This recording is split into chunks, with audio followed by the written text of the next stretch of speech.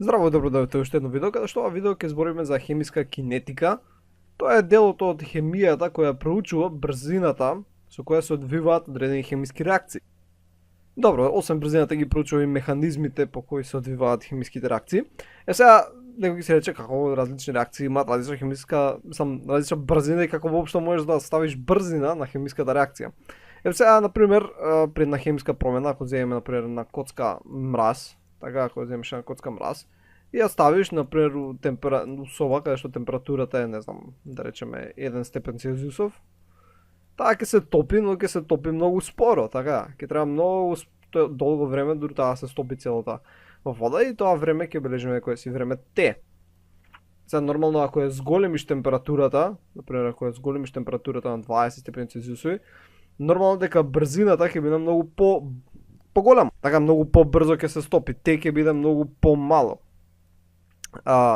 И ова не наведува да заклучиме дека брзината на хемиска реакција, значи промената од една супстанца X до друга некоја си состојба Y за некоја си време T зависи од надворешната средина, така, и од самата природа на супстанцата, така, зависи од, например, видовме дека зависи од температурата, но исто така зависи од површината на супстанцата, зависи од концентрацијата, од електромагнетни зрачења и многу други фактори кои влегуваат, но тие понатаму ќе ги разгледуваме.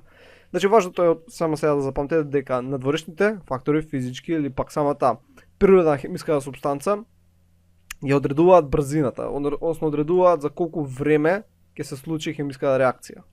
Сега само ќе ставам некои примери, на пример да видите како има разлики во брзината на хемиска реакција. Например, една прачка динамит, така знаете сте вака кога ги цртаат поцртаните, тоа ослободува многу енергија, бидејќи хемиска реакција од барутот кој се наоѓа внатре е многу брза. Така многу брзо се случува хемиска реакција и се ослободува многу енергија. Нормално не сите хемиски реакции ослободуваат енергија, некои апсорбираат енергија, но сепак тоа е многу си брза хемиска реакција. Например, некоја си спора реакција би можеле да речеме, например кога се прави туршија, така седи таа во буре, дека имаш некој си буре и имаш одредена си смеса, или таму оцет, сол, што се става, и го имаш зеленчукот, треба време дори се одвиваат хемиски реакции. Нормално тие хемиски реакции се одвиваат од страна на микроорганизми, има таму микроорганизми кои го посредуваат тоа, но важно е има реакции кои се одвиваат споро. Најчесто брзината на хемиска реакција зависи од температурата, значи зависи од температурата, но исто зависи од површината на самата супстанца. Колку е, дали е прашкаста или пак не е прашкаста, е како парче. И ќе видиме понатаму во наредните видеа како тоа зависи од површината, зошто воопшто од површината зависи, но тоа е за другите видеа. Сега, ќе разгледаме само некои примери како може да се измери брзината хемиска реакција при дадени услови, дадена средина. Прво да видиме општо во физиката што би било брзина. Например, ако имаш просторна брзина, сакам да кажам, пример си у некоја точка X, така, и сега се движиш некоја си растојание до некоја си точка Y. И тоа придвижување некоја си растојание, да речеме дека тоа се некој си некој растојание од пример 3 метри. 3 метри си го поминал за одредено време Т, само што нема да бележиме Т, него ќе ставиме например за некоја си секунда. Така, значи брзината тебе ти била 3 метри во една секунда. Сега тоа нормално може да се претвори понатаму во километри на час, но нема сега тоа да го правиме, тоа ќе го правиме кога ќе решаваме задачи. Но истиот принцип, односно барем слично како тој принцип, ќе работи при сметување на брзината на хемиската реакција. Односно имаш, например, си некоја количество супстанца X, која има одредена концентрација, има одредено количество, односно дадено количество моли, или пак се наоѓа во одредена хемиска состојба и се одвива хемиската реакција. Така се одвива хемиска реакција, стигнуваш до некоја си точка Y, повторно ќе ја бележиме со портокалова боја, стигаш до некоја точка Y, која има сега некоја си друга концентрација, некоја друга моларност, или пак е воопшто друга хемиска супстанца, и тоа се случило за одредено време Т.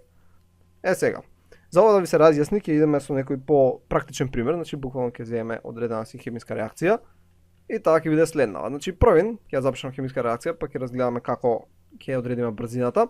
Значи имаме водороден пероксид, H2O2, Ако знаете, например, водороден пероксид се користи на рани се става, почнемски ги убива бактериите, но всъщност ги убива и твоите клетки.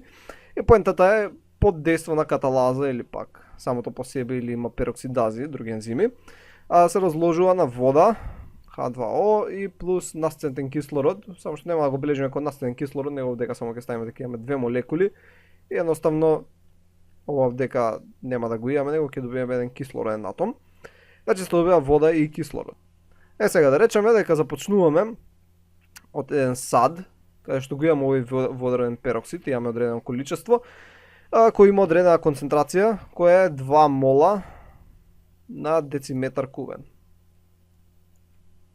Сега, поминало одредено си време, ќе бележиме тоа вака, поминало одредено си време, тоа време е 1 минута, зашто многу едноставно е после да се пресмета, значи поминале 60 секунди, поминала 1 минута и сега се сменило количеството, значи сега имаме повторно во тој сад водороден пероксид, но сега тој има концентрација од 1,85 мол на дециметар кубен.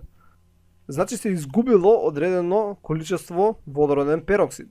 Сега, одека можеме да бележиме дека ова било концентрација 1, значи C1, и потоа сме стигнале некоја си концентрација 2, C2.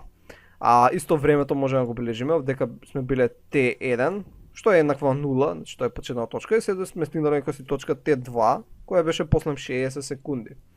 Сега, брзината можеме да ја пресметаме на следниот начин. Значи брзина, исто како се бележи со V и во хемијата, е еднакво на плюс минус C2 на субстанцата која ни е од пример, која ја разгледуваме, во овој случај тоа е водородниот пероксид, H2O2, минус C1 од H2O2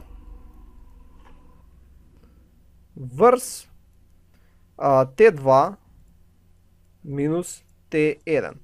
И овдека всушност што направивме е всушност напишавме дека брзината ни е еднаква на промената од C за H2O2 врз промената од T. И сега ако ги внесеме броевите, всушност ќе добиеме следното. V е еднакво плюс минус.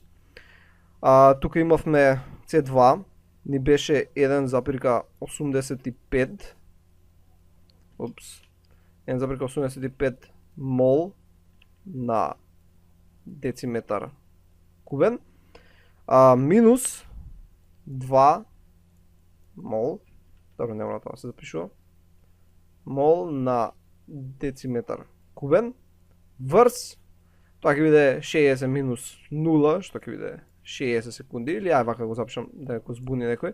Значи 60 минус 0 секунди, што ќе биде исто по 60 секунди. Сега, тоа ако би го пресметали ќе добиеме, тоа ќе биде 2,5 по 10 на минус трета. Сега, ако да буни ова минус трета, всушност може да биде само овдека со нули, значи 0,0025. Но не го запишуваме така, ќе го запишаме 2,5 по 10 на минус трета. И ова е мол на дециметар, кубен по секундите остануваат доле. Значи, ова е количеството на субстанца, односно количеството на водороден пероксид, кое за една минута се претворило во кислород и вода. Така, значи за една минута